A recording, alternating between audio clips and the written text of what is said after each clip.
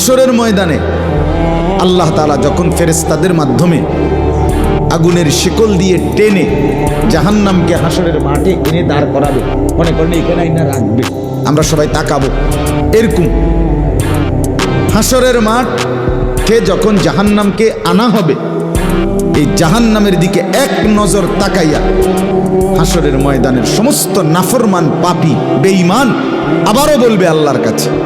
রব্বানা আখিরনা ইলা আজালিন করিব, আল্লাহ একটু সময়ের জন্য দুনিয়াটা আবার ফেরত দেন, হায়াত আবার ফেরত, সময়গুলো আরেকবার দেন, আরেকটু সময় দেন, নজিব দাওয়াতাক,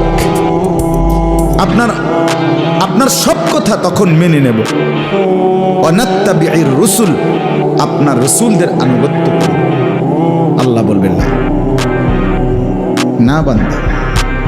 এখান থেকে কাউকে আর ফেরত দেব না।